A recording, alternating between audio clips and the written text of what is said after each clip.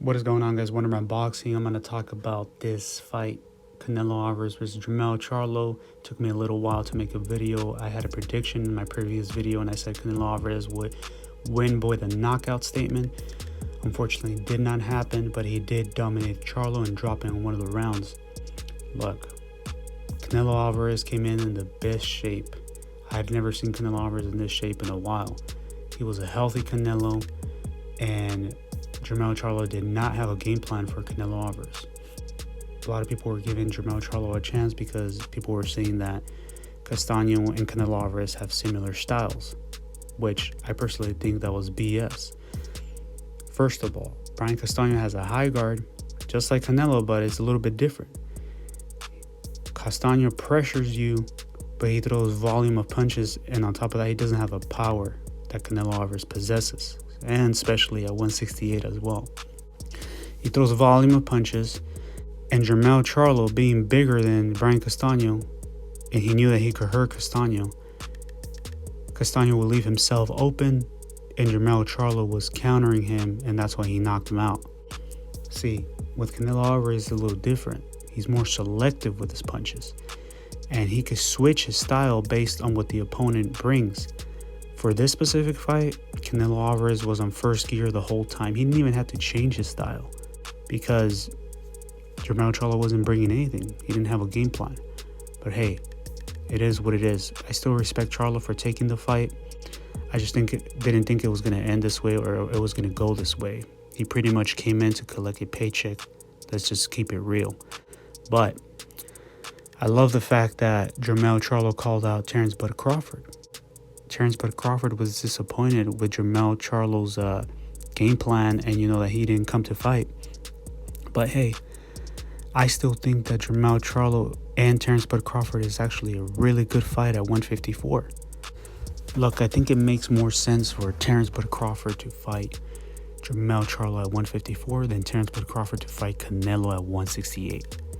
I respect Terrence Bud Crawford, everything that he's done in his career. He's a two-time undisputed champion. He's one of the best fighters in boxing right now, him and Canelo Alvarez. But there's weight classes for a reason, and you just saw it with the fight between jermell Charlo and Canelo Alvarez. I don't think that Terrence Bud Crawford will have the power to hurt Canelo Alvarez. He has a better skill set all around than jermell Charlo, but it's just different.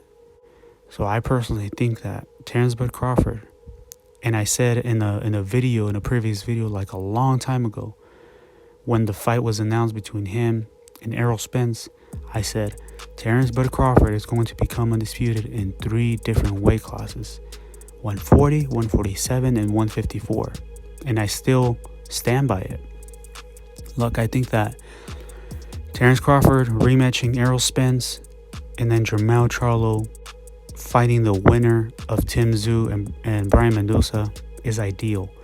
And Canelo Alvarez should take care of business with the winner of Demetrius Andrade and David Benavidez. See, a lot of people are saying that, already jumping into conclusions and saying like, hey, David Benavidez versus Canelo Alvarez is the next fight to be made for Cinco de Mayo.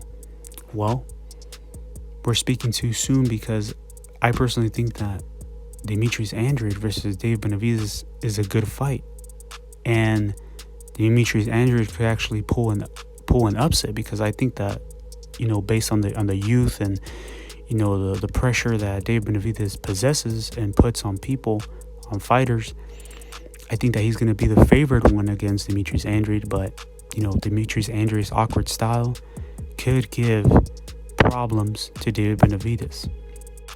So I wouldn't be jumping into conclusions so fast, or jumping into the fact that, hey, Benavidez has to fight Canelo Alvarez. First of all, he has to take care of business against Demetrius Andrade, and then we can talk about that. Also, another person that could potentially be next for Canelo Alvarez is jermell Charlo. I mean, look at the story. It will be a great story, right?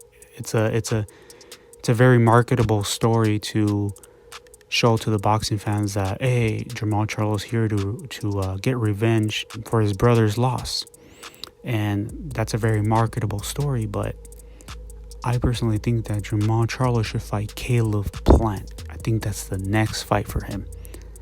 And he's getting a tune-up fight with Jose Benavidez.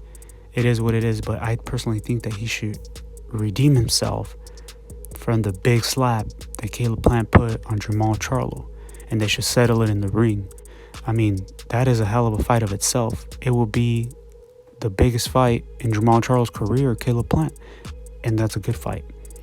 So what I'm trying to say, guys, here is that Crawford should take care of business and try to go undisputed at 154. David Benavidez is fighting Demetrius Andrade. The winner of that fight should fight Canelo Alvarez next. And Jermall Charlo should fight Caleb Plant after Jose Benavidez, because I'm pretty sure that Jermall Charlo is going to beat Jose Benavidez. See what I'm saying? But anyways, guys, with that being said, thank you for the love, the hate, the support. Congratulations on Canelo Alvarez for defending his undisputed belts for the third time.